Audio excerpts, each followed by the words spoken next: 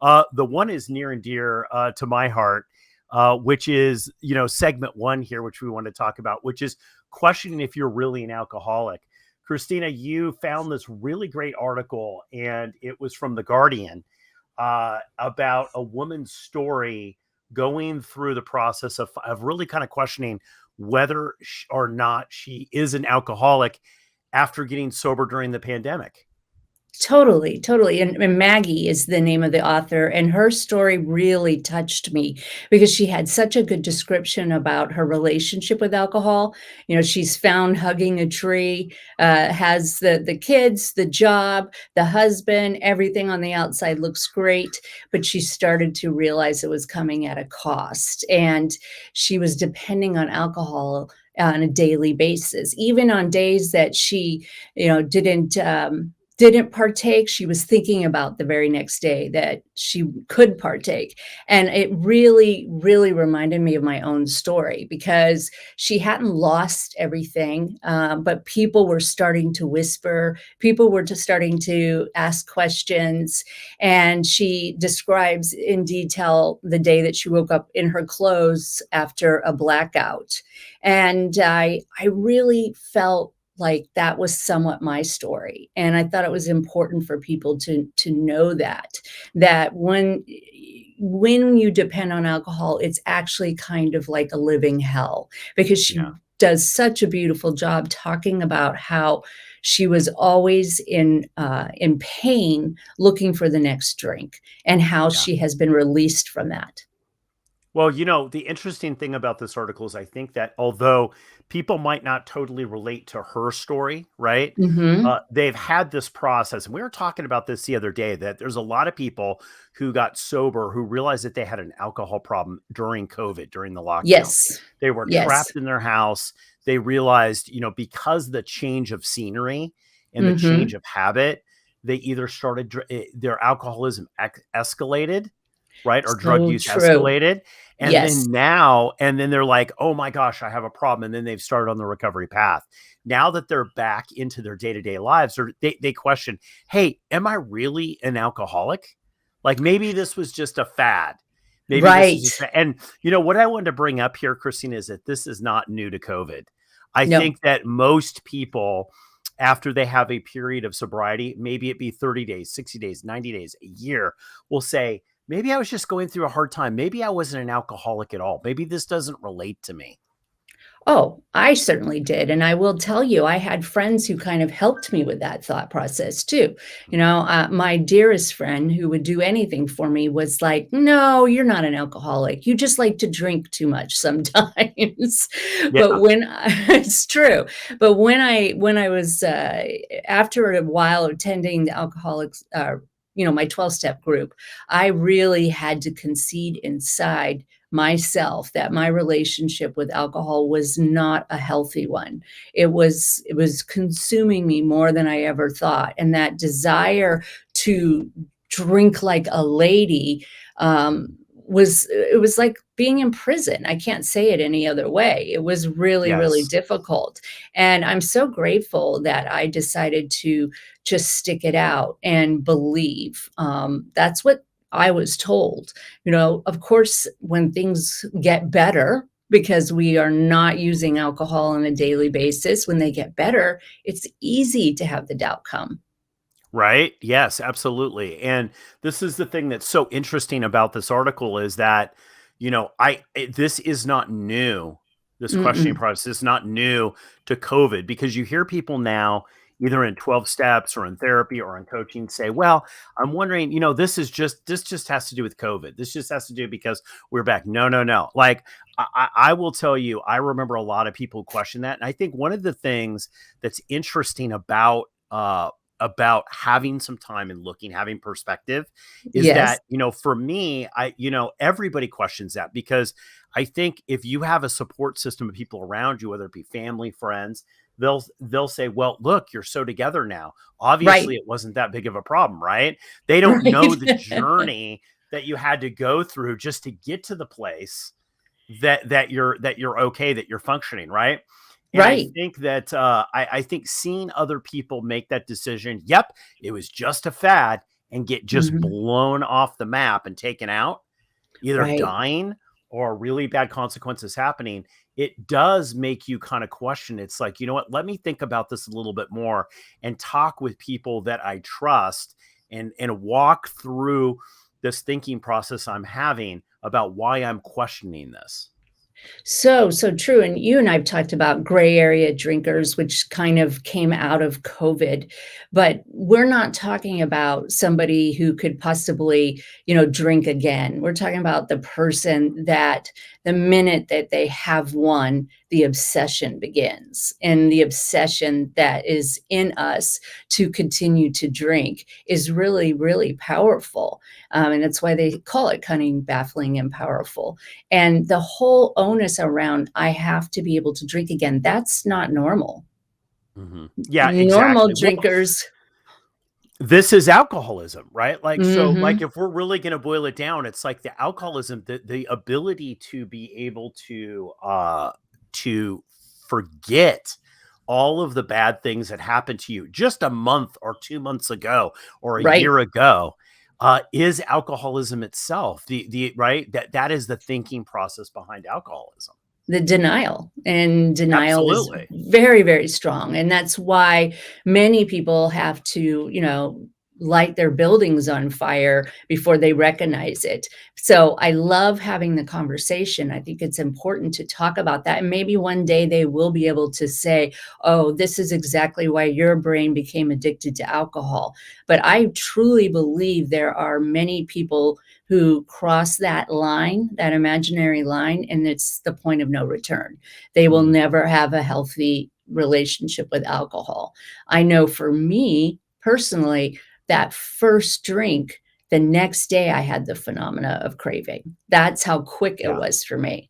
But I Yeah. do think we have a whole bunch of people where it might take a little time. Well, this is why it's so important to have, a sponsor, a coach, a therapist, somebody where you can talk this through, a good peer support group to talk this through. I know I had to talk that through Mhm. in early recovery, is to be able to say, it's like, listen, why am I having these thoughts? Because for me, like, and I know that I'm similar to a lot of people in recovery, is that their experience, because I've heard this over and over again. It's like, I might question, it's like, well, maybe it wasn't that bad. Maybe I could handle it now. Maybe my Right. metabolism is different. Maybe, right? Right. Like, I think the thing that you have to have is, I think the 12 steps says, the innermost self has to realize Yes. that you're alcoholic. And I definitely had that. I understood that there was no amount of fooling or con artist kind of crap that I could give myself that's going Right. to change the fact that I can't drink normally. Right. Like, Right. that's the reality. And I think that that's where people have to come to. Well, you've said it before. We've talked about whether or not we talked about a vaccine that's being investigated. That if you could take a pill and drink normally, you probably wouldn't. And I'm in the same boat. I didn't want to just have a couple of sips. I wanted to get blotted. And that alone tells me that it's dangerous because normal drinkers don't. They don't. They say, I've had enough. They're able to push away. I was not interested in anything like that. I really wanted to be, blasted every single time I picked up a drink. Yeah, absolutely. You know what? This is funny, and this comes back to the whole Easter weekend, right? Like, watching family members and friends and stuff, they can have like a glass or two of champagne, and Right, they're like, "Wow, you know what? Like, this is more than enough for me." And right. they like, "I want to take a nap now," or something like that. It's so funny because it's like, I just don't even relate to that. Mm-mm. It's like, why would you want to have one or two glasses of champagne when there's like three bottles there? True, Damon. I remember distinctly doing Thanksgiving dinner, and one of the, my son's Grammy had a bottle of wine, and she drank maybe a glass out of it. And I said, "What do you want to do with this wine?" Because I always do the dishes. And she said, "Oh, just throw it away." I was like, "That's alcohol. That's horrifying." And you think about Exactly. that. You think that is not a normal brain, and I'm No, okay not with at it. all. Not at all. And I think that with food, or whether it be with alcohol or anything, that obsessive thought process of taking you through, I think that this is just something that happens to everybody. So, like, if you're out there listening to this and, on the live or the podcast or the replay, if you've gone through this, don't beat yourself up. I think that's the big Mhm. message too, because I think a lot of people, they'll question. I think it's actually healthy actually to question, Sure. hey, was this, let me relook at this again. The problem becomes is that if you don't have people around you, you will tell stories that aren't true. You'll go, well, it wasn't really that bad. I wasn't in the hospital that long. The doctor didn't really say this. The personal relationships I had, they would have come back. It was just a fad, or it was just a thing, right? And Right. I think just the experience, Christina and I could tell you, is like to really question that hard to people that were there and know you, because alcoholism is so cunning, baffling, and powerful. And as my friend Don Z always says, patient, it will wait, right? Like, Yes. even though I don't believe alcoholism is a thing waiting for me, but it's a really good example because it is patient. It will wait till the right time that you can talk your way out of it. Because we know, Christina, this is the big thing out of this, that alcoholism is a thinking disorder. Yes. It really is. It's the way you think is different, especially regarding alcohol. Absolutely, and all I had to look at was my process with most things. I am an addict true and true, and when I realized that I finished things quickly, I obsessed about different things. When I looked at my friends who could drink normally and they were able to stop, my outpatient, treatment center had you write a relapse program so that Mm, you could share with your friends, and I could easily write down exactly how I would trick them into believing that it was just a fad.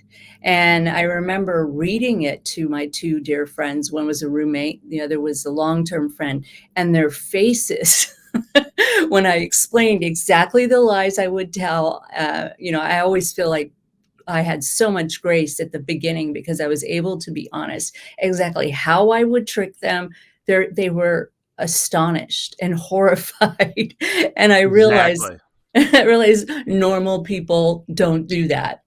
Yes. Well, it's funny because I always use, in coaching, I always used the strawberry analogy, and my strawberry analogy is, if a year ago you had kind of recovered from a Mhm, strawberry allergy that left you in the hospital, left you in jail, mhm. got you, arrested, or any other bad, broke up your family, broke, destroyed your health, left you broke. A year from now, would you be saying, hey, you know what? I think I'm just going to try strawberries one more time. Just really Right. test this out, because you wouldn't do that. And people look at me, they go, no, I'm allergic to strawberries. I wouldn't do that. And I Right. go, well, this is the exact same thing, right? Like the thinking process is the exact same. It's like, why would you question something that left you in a bad place? The obsession. And this is what I think that's really interesting about this. And, I know from a coaching standpoint, Christina, this is in early recovery. This is specifically what is going on, which is why you need a good coach or a sponsor or a therapist, is to question the thinking that people Right. have, because it's the thinking is warped regarding Mhm. alcohol. It is very, very warped, and it does not. I find that my thinking regarding alcohol, although my actions are different, my thinking can be very similar. Like, I'll see a Right. couple people that have a couple glasses of champagne, and I'll be like, why would you leave half the glass? My Right. thinking has not changed on that, but my No. actions, but me being able to identify that thinking as not being a healthy or normal way to think about alcohol has changed. So, so true, and I think it takes a little bit of time. Maggie, who wrote the article, I believe she was talking about 175 days at the time that she wrote the article, and she goes on to explain in her case that she did get to a peer support group, that she was able to do the things that you need in the beginning, having that coach, having that therapist and sponsor, and sometimes all 3 is essential. We've talked about building a team for yourself in early recovery, and it is essential so that our brain doesn't cheat us out of a life that is worth living. You really do. You have to build that recovery dream team. I say, just like you're putting together a basketball team or a Mhm. baseball team or a corporate board, right? You have to build a team of people that you really trust. Well, my parameter with this is, will this person tell me the truth, right? Like, Right. you want people that are going to tell you the truth no matter how much it might hurt you. Your ego. You want people that are going to tell you the truth, say, nah, that thinking's not right, or don't do things like that, or that wasn't the right thing to do, right? That will actually tell you, because Yes. this is the great thing, because you will find people like that. I always said that, in early recovery, people said, I love you enough to tell you the truth, Right. not to hide it from you. Right. And that's what I hope that everybody can find in their recovery. Well, and that's one of the reasons why Recovered Life exists, so that we realize that people are out there walking through the same things that we're walking through, and we can support each other. Well, absolutely. And you know what? This has been a really great segment. I'm going to put a link to this Guardian article in the show notes, guys, so you guys can access it. Definitely worth a read. Read Maggie's article on the Guardian. The title of it was "I Really an Addict: How the Pandemic Made Me Realize I Had an Alcohol Problem." So definitely check that out. And Keep the conversation going. Join Recovered Life, a community of like-minded people who are looking to live their best recovered lives. Membership is free, and you can apply at recoveredlife.us.